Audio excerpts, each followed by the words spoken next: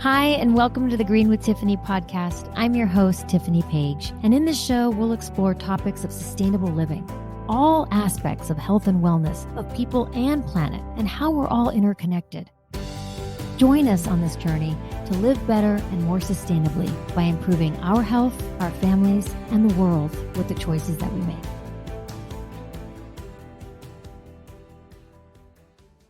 Hi everyone, I'm Tiffany Page of Green with Tiffany, and today we're in North Hollywood, California with eco-conscious fashion designer Deborah Lindquist. Deborah, I'm so excited to be here. I'm so excited to see you. Thank you so much for having us. Of course. I love being and seeing all where all the magic is created. Mm-hmm. You've been doing this for so long, 35 years. I think it's 38 this 38 year. years? Yes. Wow. I know. Now sustainable fashion, eco-conscious fashion, all the different names that they call it.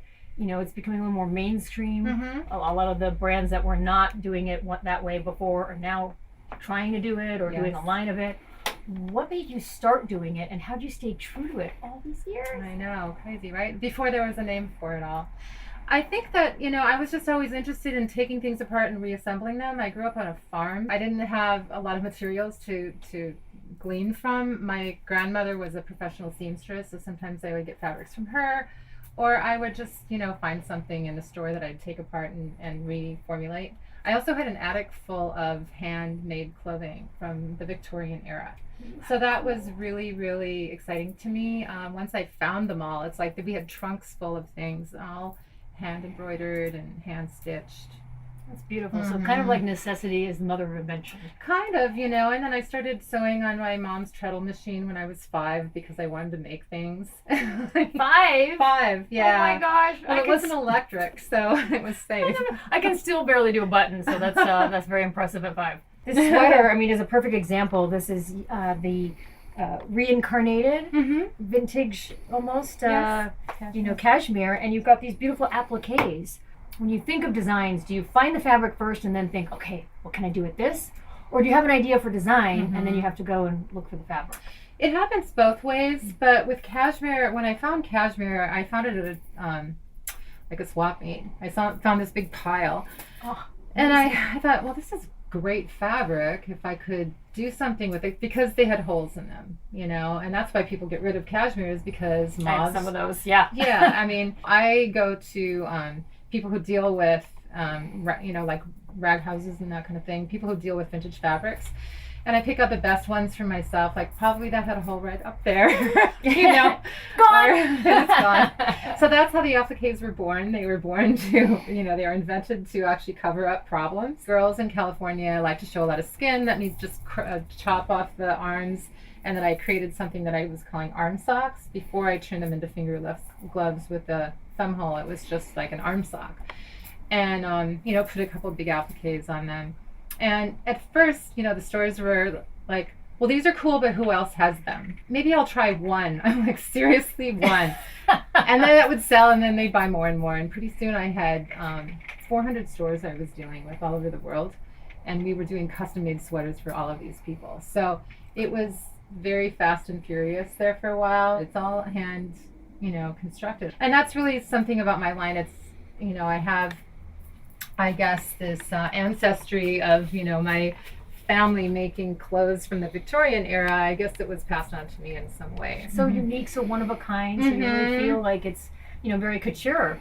And you even have, I don't know if you can grab that little sweater. Oh, yes. This is a little doggy sweater in cashmere. Isn't that amazing? It's so cute. So this one, thank you so much. You're welcome. Deborah has gifted this to my little Lilliput. I can't wait. Today's a perfect day to wear it. What are you working on now? Like, what's your big line? One of my stores in New York wanted denim masks with my appliques on them. So I'm like, denim, really? Okay. Have to be something that is not so heavy, not a Levi 501 weight, but something a little lighter because you're wearing it on your face. Sure. Going out to try to find it, I had some denim that I had been working with, but I didn't want to cut up all my own jeans. I had to call my rag finder guy, who I get cashmere from. I said, hey, do you have maybe a mixed group of denim that is, different weights? He goes, yes, but you'd have to buy the whole bale. What is a bale exactly? It's 1,000 pounds. Okay. So what they do is they put it in this machine, they compress it down, they wrap it up with these metal ties, and it's about maybe a cube this tall. It was big enough so that we barely got it into our van. And I made masks, but I still have probably 900 pounds of it left, Wow. Yeah, I mean, masks, Very little. I mean, I probably have more than that. Right. I started putting together, pieces in a way that I like. I'm not really a fan of patchwork. I've done jeans and jackets, and then I'm doing some handbags. I'm planning to do a class on, teaching craftsmanship and that kind of thing, sustainability.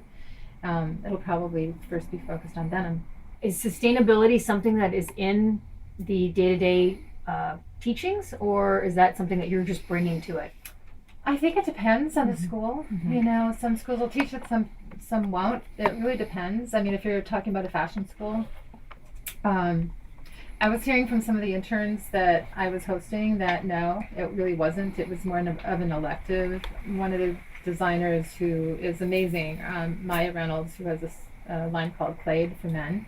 She came to me as an intern from Otis, and she wanted to work for me because it wasn't being taught in school at that time. Because of her own desire to learn it, she came to me, and then we were kind of in the midst of doing a lot of cashmere. So everything is very, you think of art, you think of silhouettes really when it comes to the appliques, because you have to really simplify the idea. I do really complicated things like that bluebird of happiness, or something that's floral, or something simple like we thought that the skulls were really complicated when we first did them, but then we've cut out thousands of them. I didn't even think of it. As I'm looking at the applique, somehow it came to mind that you found an applique in this design and just added it, almost like a patch. Right. But these are originals. Yes. Oh, wow. Okay, that is complicated. Yeah, I draw them, and then, I have paper patterns that I have in a book that, we go back to time and time again. Oh my gosh. Well, it's all hand cut, all hand sewn. It feels so luxurious. It is pretty great. So, at Parsons, where you studied, do you know if they're doing any kind of sustainability courses? Now that everybody has to change their methods and try to figure out how to become more sustainable, it's always been about, volume production and all that. It's like, let's make a lot of money at this. And when it comes to actually having to recycle something or find sustainable fabrics that can be very expensive. Well, what do you think then of the larger companies? I won't give any names, but they're doing fast fashion, right? And then within all of that, they'll do one conscious line or something. I don't know what I think of that. I appreciate them trying, but I don't. I like to support people that are doing it right from the start. Right. It's true to their heart to do it that way. And I sometimes get pushback from people on that, not letting people or companies get a chance. Right. But that's just who I am. Well, some of them have been held up to being, mass gross polluters. They say the top 4 that are also slave labor and sweatshop and, beneath human dignity kind of work. It's harder for those companies, the bigger companies, because they already have all their way of working all, very organized, and as corporations, they have it all dialed in. Now to throw something at them saying, well, you have to do it a different way, it's much harder. It's much easier for me. Sure. Like with the pandemic, I had to make masks. I was sewing them myself. I was and they're there. so super cute. I'll have to show some of them. I don't mind sewing. I'm good at it, but I don't like it so much. But it's a rectangle, or it's a another shape. Yeah. Well, they're great. Just figure it out. I think it's easier for me, in other words, than a bigger company. But I think that bigger companies really have to make an effort to make it better. Because it went the other direction for so long. After 2008, everything went fast fashion. And now we see how bad it got. I do say that most everything I buy, even if it was before with fast fashion, although the nicer, more quality pieces tend to last long. I don't get rid of things. In fact, I had a girlfriend, I came over to her house, and by the door was a bag of clothes. And I was like, oh, what are you doing with those? She said, I'm going to throw them away. I said, in the trash throw away? And she said, yeah. I said, why don't you at least call like a donation or drop it off? I don't have time. So I said, well, I'll take it. Yeah. And so there was some cashmere in there. Actually, you could have done something. But I ended up wearing one of the satin dresses to an event on the carpet where I was interviewing people. And wow. And I was complimenting people on their dress, and they were complimenting people on mine. I thought, well, I got this out of the trash. Yes, technically. I like rescuing things. Though. Yeah, you feel good. Know, I rescue kimonos and saris and all kinds of things. Dead stock fabric too, which is kind of another rescue. I've used dead stock since the beginning because I'm working smaller quantities anyway. So that's easy. But now I've been doing more of it, like in the blouses and things like these pants that I'm wearing. Those are fantastic. I can't wait to show those. Thank you. So for people who don't know, what is dead stock? Dead stock is leftover rolls of fabric from production. So let's say a company had to buy, 1,000 yards of fabric, and they have 200 left over. Instead of dumping it into the trash, they sell it to, a company that would then sell it to people like me. And why would they dump it in the trash versus holding on to something down the line where they could use it for something later? Well, I guess if you're a volume operation, maybe you don't have room to store it. What are you going to do with an extra 200 yards of fabric that you didn't use? You have to figure out your production then, and if you're going to cut all of it and then dump the clothes, what's the difference between dumping the clothes and then dumping the fabric? Right. At least if it's in a roll, somebody like me or another independent designer can use it. So that's what these pants are? And then it also becomes like a capsule collection of limited edition. So you have to buy it now. You can't buy it later because I don't have any more. Get it now. Get it while it's hot. Exactly. Do you have a favorite, piece or a collection that you've done in the past? I have a real love for my cashmere because it actually is what, if there's any kind of fame here, it was probably that, because of the people who wore some of my sweaters, like Sharon Stone, and then, Jessica Alba, all kinds of people. But then there's bustiers, which I have been called, I have a thing for bustiers. And it kind of started in the 80s when I first moved here. I was working with this store called Baba that was on Venice Boulevard. And she's actually the person who introduced me to a certain type of vintage fabric, curtain fabrics. Okay. I started making jackets out of curtain fabrics, and then I was turning those fabrics to smaller pieces and making them into bustiers. So there was this whole, wonderful shape that happens with bustiers, and that's something that I still do today. So I've dressed pink in them, Christina Aguilera and Charlize Theron and some of these other people for when I was designing for Pussycat Dolls, the burlesque troupe. Yeah. And, red carpet stuff, it's turned into that whole idea, turned into wedding dresses. I figured in any economy, people will get married. And when we were really going through that period between 2008 and now, well, who knows where we are right now, but, when everybody's still getting married. I know, people were still getting married. I figured in any economy, people will get married. Maybe they'll buy a sustainable wedding dress. So... for sure. I went to a Zoom wedding a couple weeks ago. And there was a live in-person wedding that I didn't go to a week ago. So it's out there. They're being done all kinds of different ways. So you've got the cashmere, you've got the denim, you've got bustiers, you've got wedding dresses, you've got accessories. You've got a home line. The home line kind of came from leftover pieces of cashmere that were like, why don't I make pillows for my house? And then that became a thing. I was working with like an interior designer. I was doing monogram pillows for her, which were really popular. Or something that's just a square, like Joseph Alber's Homage to the Square, I take the really little pieces and then I make things like matchboxes or I make cards. When I'm working with interns, I start them out by having them do something really small. It's like, okay, we're going to make a sweater on a card. And then it's sort of like that wax on, wax off Karate Kid thing. They don't even realize what they're learning. They're like, what are we doing? So you're just making really cute sweaters on cards.